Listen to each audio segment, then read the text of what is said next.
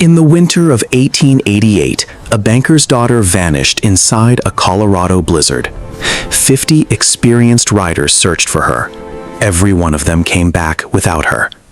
By the fourth morning, the newspapers had declared Eliza Sterling dead. But high in the frozen mountains, a poor widowed father saw something the others had missed.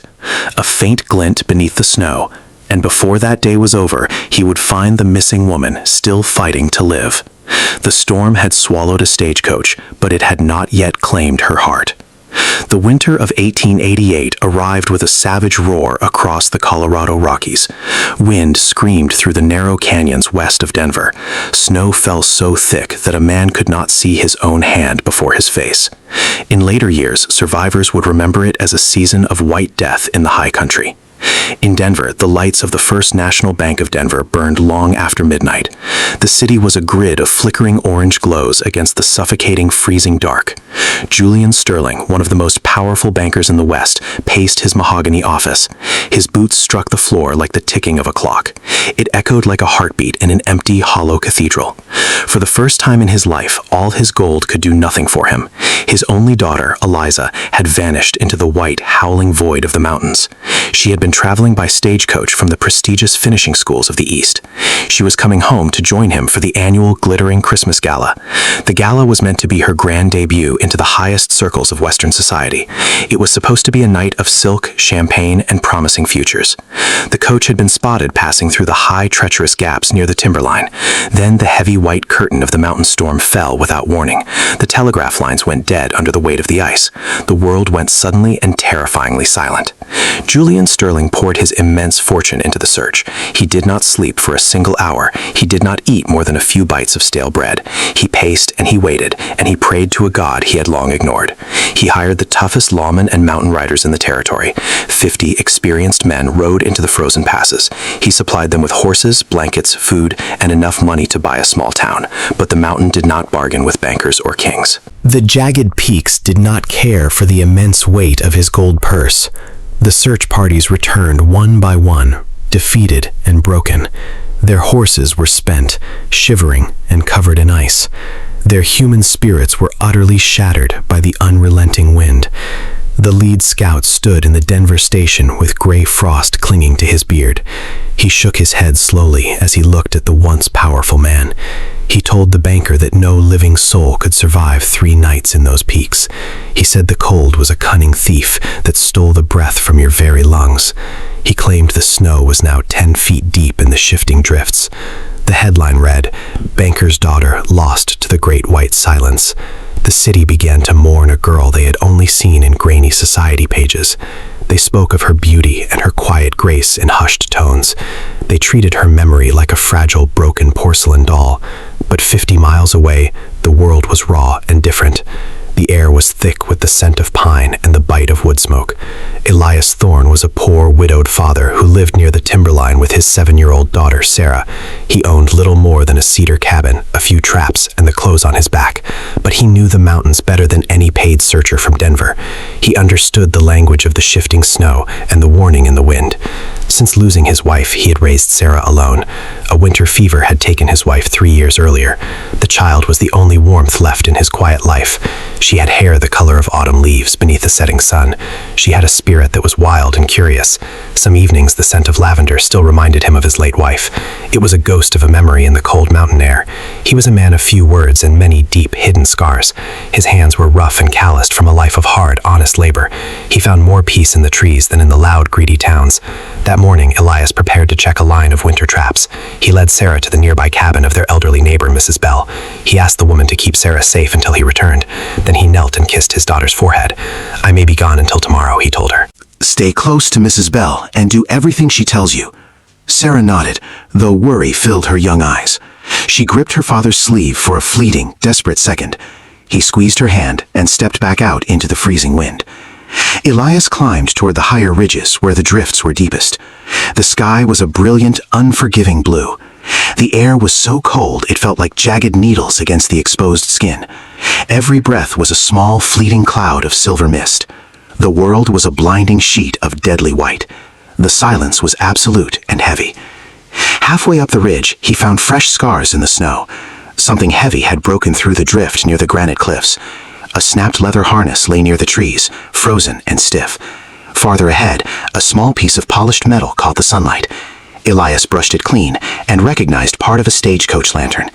He knew what the signs meant. Somewhere above him, a coach had left the road and tumbled into the abyss. Most men would have turned back before the next storm arrived.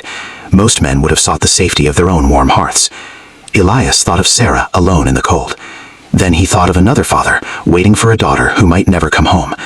He felt a sudden tug in his chest he couldn't explain with logic. Something inside him refused to turn back. He tightened his snowshoes and continued upward into the white silence. The climb was grueling and lung-bursting. Every step became a battle. The deep snow pulled at his legs and stole his strength. His lungs burned with the thin, frozen air of the high altitude. His muscles screamed for him to turn back to the warmth of the cabin. He reached the base of the granite cliffs just as the sun hit its peak. There he found the shattered remains of the Concorde stagecoach. It looked like a broken, discarded toy tossed by a giant's angry hand. The red paint was chipped and scarred by the unforgiving rocks. The seasoned wood was splintered into 1,000 jagged, useless pieces. The iron wheels stood frozen among the shattered wood. The horses were gone, likely run off into the timber or buried deep in the drifts. Elias moved toward the wreckage with a heavy, leaden heart. He expected to find no survivors in this graveyard of wood and iron. Then he saw a splash of vibrant, defiant red. It stood out against the gray, indifferent granite of the canyon wall. A woman was huddled in a shallow, natural crevice in the stone. She was wearing a fine velvet dress of deep, rich crimson. A dark blue wool shawl was wrapped tightly around her shoulders, its edges stiff with frost. Broken coach cushions had been packed around her body as crude insulation. A torn section of canvas covered the mouth of the crevice and blocked part of the wind. An empty tin cup rested beside her. She had used it to collect loose snow and let it melt slowly near her body. She had not survived by luck alone. She had fought for every hour. During the first night, Elias had torn strips from the lining of her dress and tied the canvas against the stone. When the wind pulled it loose, she crawled through the snow and fastened it again with a broken piece of harness. She had called for help until her voice became a whisper. After that, she counted the hours by remembering every Christmas morning she had spent with her mother. Whenever sleep tried to carry her too deeply into the cold, she repeated her father's name. She told herself that he was waiting. She told herself that somewhere beyond the storm, one person still believed she would come home. Her face was the color of polished, cold white marble. Her eyes were tightly closed against the glare of the world. Her long lashes were tipped with delicate, frozen crystals of frost. Elias knelt beside her in the deep, powdery snow. He pressed his rough, calloused hand to her frozen, pale neck. He waited for a long, silent, and terrifying heartbeat. Then he felt it. A pulse. It was slow, weak, but remarkably steady. It was like a ticking clock in a far-off, very quiet room. She was still alive in the center of the storm. She was fighting with a strength she didn't know she possessed. He whispered a prayer he hadn't spoken since his wife breathed her last. He gathered her carefully into his arms. He was shocked by how light and fragile she felt in his grip. He knew he couldn't take her back down the trail quite yet. The wind was picking up again, whistling through the sharp rocks. It was threatening a second wave of blinding, suffocating snow.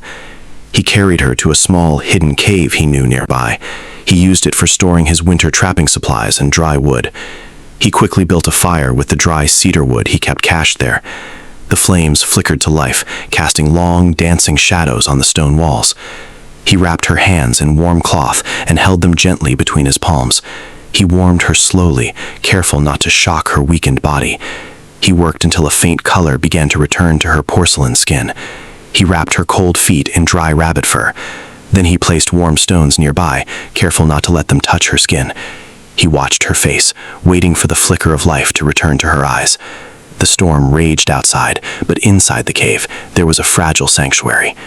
Elias woke with a sharp breath and tried to pull away. Terror filled her eyes as she searched the unfamiliar cave. Elias immediately moved back to give her space. "My name is Elias Thorne," he said quietly. "Your coach went over the ridge. I found you near the wreck." She stared at him, struggling to understand. "Am I the only one?" she whispered. Elias lowered his eyes. He did not lie to her. You are the only one I found alive. Her face crumpled, but no tears came. She was too tired even for that. Elias placed the cup of warm broth within her reach. It was made from dried venison and mountain herbs. You are safe now, he told her, and you will not face this night alone. For the next 2 days, Elias tended to Eliza Sterling. Despite his rough hands, he cared